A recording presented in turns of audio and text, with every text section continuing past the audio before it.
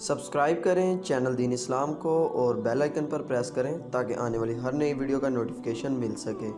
چاند کی گردش سے اور اس کی منازل سے حضرت انسان کو کچھ سمجھایا جا رہا ہے کہ جب تو پیدا ہوا تھا تو چاند کی طرح سارا زمانہ تیرا منہ دیکھنے آیا تھا، تو بھی اس وقت لوگوں کی توجہ کا مرکز بن گیا تھا اور پھر منازل طے کرتا رہا، اور جوانی کی دہلیز پر جب تم نے قدم رکھا اور تو بدر تمام ہوا، جب شباب کی بجلیاں تیری آنکھوں سے ٹپکنے لگی تو پھر تیری نظر کا خمار بھی کئیوں کے دل لوٹتا تھا، کئیوں کی نیندیں اچاٹ کر دیتا تھا۔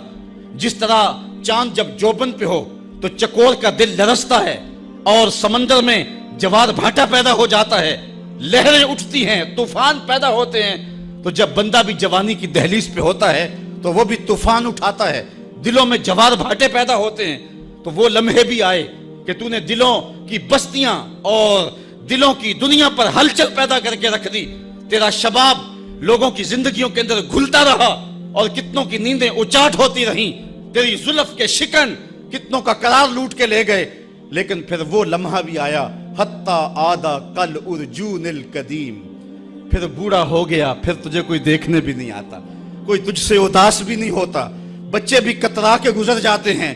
کہا انسان ذرا چاند کی منزلوں کو دیکھ، یہی چاند کتنا پیارا تھا اور آج اسی چاند کو کوئی دیکھتا بھی نہیں ہے۔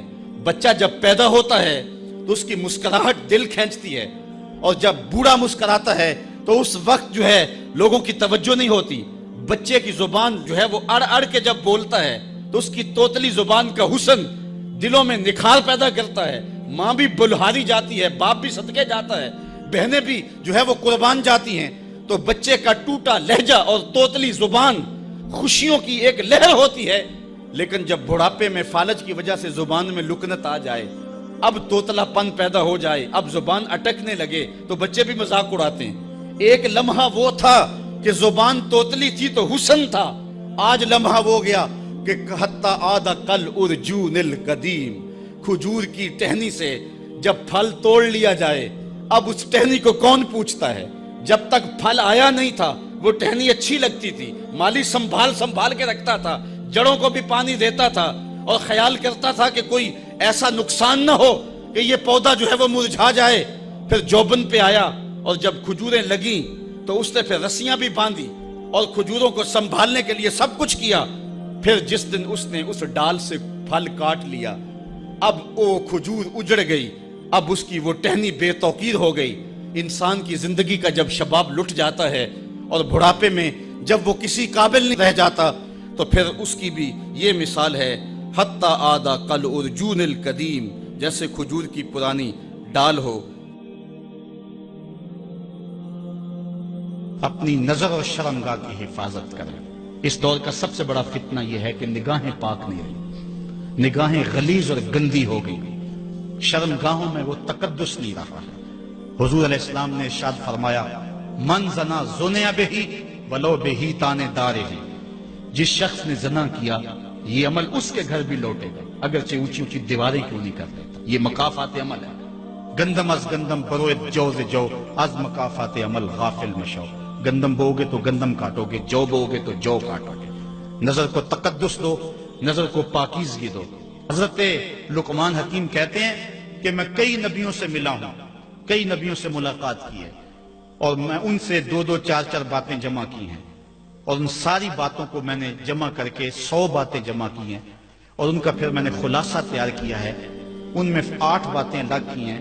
ان 8 باتوں میں ایک بات یہ ہے، جب کسی کے گھر جاؤ تو نظر کو حفاظت میں رکھو۔ جس شخص کے مہمان بنو، جس کے گھر جاؤ، تمہاری نظر نہ بھٹکنے پائے۔ نظر اگر غیر محرم کو شہوت سے دیکھتی ہے، حدیث میں آتا ہے کل قیامت کے دن جہنم کی آگ سے بھر دی جائے گی، وہ سخت رسوا ہوگا۔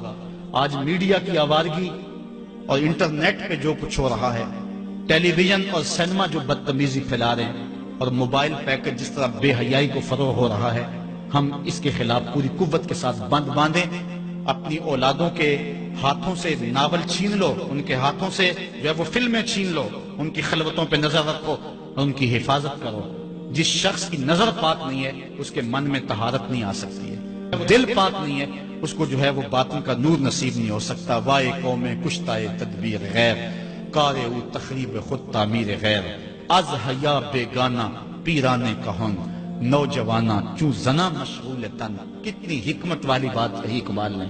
وہ اپنے دور کا دکھڑا سناتا ہے جس دور سے ہم گزر رہے ہیں. اب تو عجیب حال ہو گئے. اقبال کہتا ہے یہ جو میرا دور ہے، جوان تو جوان